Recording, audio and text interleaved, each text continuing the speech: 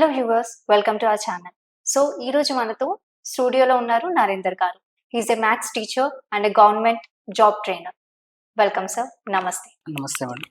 So recently 8th pay commission అనేది cabinet approve చేసింది కదా. సో 8th పే కమిషన్ అంటే అసలు ఏంటి? Yes madam, 8th pay commission అంటే ప్రజెంట్ మనకి ఎవరైతే సెంట్రల్ గవర్నమెంట్ ఉద్యోగాలు పనిచేస్తున్న వాళ్ళకి శాలరీస్ ఇవ్వడం అనమాట. అంటే కేంద్ర ప్రభుత్వం పనిచేస్తున్న ఉద్యోగులకి వాళ్ళకి శాలరీస్ ఇవ్వడం అనేది పే కమిషన్ అనమాట. ప్రజెంట్ ఉన్న కమిషన్ మనకి 7th పే కమిషన్. ఇప్పుడున్న కమిషన్ 7th పే కమిషన్. మనకి 2026 జనవరి నుంచి 8th పే కమిషన్ అంటున్నారు. అంటే ఈ కమిషన్స్ మనకి ఎవరి 10 years కి చేంజ్ అవుతూ ఉంటుంది మన రొటేషన్. అంటే ప్రజెంట్ మనకి 2016 తీసుకుంటే 16 నుంచి స్టిల్ కంటిన్యూ ఉంది 7th పే కమిషన్.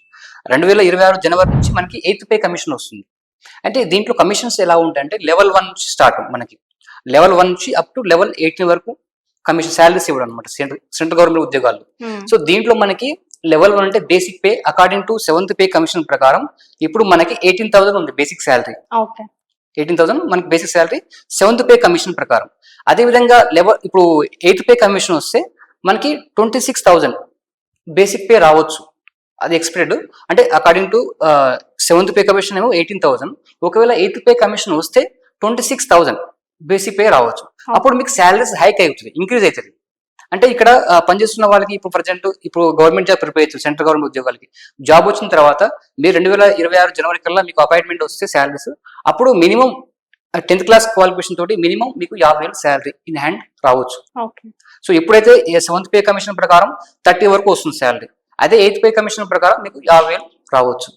దీంట్లో మనకి కేటగిరీ వైజ్ ఉంటుంది. అంటే group B post, group A, group C, అట్లా గ్రూప్ డి అనమాట. అంటే మినిమం 10th క్లాస్ క్వాలిఫికేషన్ తోటి మనకి శాలరీస్ 18,000 అప్ టు మనకి లెవెల్ 18 వరకు అట్లా ఇప్పుడు ఫర్ ఎగ్జాంపుల్ తీసుకోండి, గ్రాడ్యుయేట్ తీసుకుంటే ఇప్పుడు 8th పే కమిషన్ ప్రకారం 1 lakh శాలరీ పోస్తుంది. అదే ఇప్పుడు 10th class qualification minimum 50 salaries according to X cities బట్టి శాలరీస్ వస్తున్నాయి మనకి. ఫర్ ఎగ్జాంపుల్ ఎక్స్ సిటీ తీసుకోండి 50,000. అదే వై సిటీ అంటే 40,000 యావరేజ్ గా. Y city, Z city according to 40,000 8th pay commission ప్రకారం.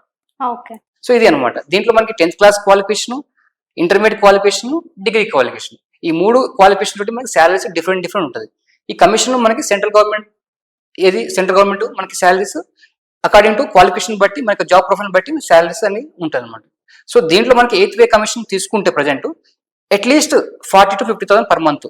ఏది 10th క్లాస్ క్వాలిఫికేషన్ తోటి గ్రూప్ డి కానీ, ఫర్ ఎగ్జాంపుల్ రైల్వేలో, తర్వాత ఎంటీఎస్ కానీ, ఎస్ఎస్సిలో ఇలా బేసిక్ పే కాబట్టి వీళ్ళకి మినిమం శాలరీ 50,000 రావచ్చు according to 8th pay commission ప్రకారం. ఇది ఎప్పుడు ఇంప్లిమెంట్ చేస్తానంటారు అంటే వాళ్ళు 2026 జనవరి 1 నుంచి ఇంప్లిమెంట్ చేస్తానంటారు వాళ్ళు. అప్పటి నుంచి వాళ్ళకి శాలరీస్ ఇంక్రిమెంట్ అవుతుంది అనమాట. ఆ లోపు ఇంక్రిమెంట్ కాదు, ఆ లోపు మనకి 7th పే కమిషన్ ఉంటుంది.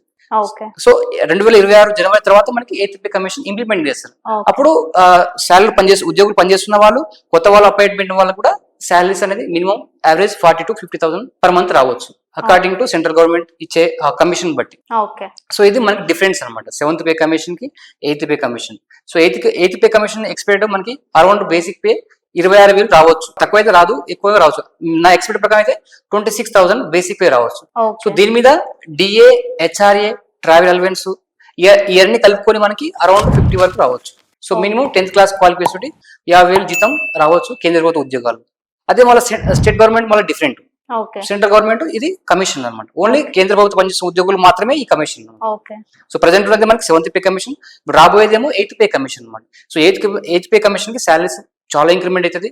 ఎవరైతే ప్రిపేర్ చేసిన అభ్యర్థులు సెంట్రల్ గవర్నమెంట్ జాబ్స్ కి, రైల్వేస్ కానీ, ఎస్ఎస్సీ కానీ మీరు నెక్స్ట్ ఇయర్ జాయినింగ్ కల్లా వస్తే మీకు శాలరీ చాలా మంచి అవకాశం అండి. ప్రిపేర్ అభ్యర్థులకి డిఏ కూడా ఇంక్రిమెంట్ అవుతుంది కాబట్టి ఇది గొప్ప అవకాశం ఎవరైతే ప్రిపేర్ చేసిన అభ్యర్థులకి.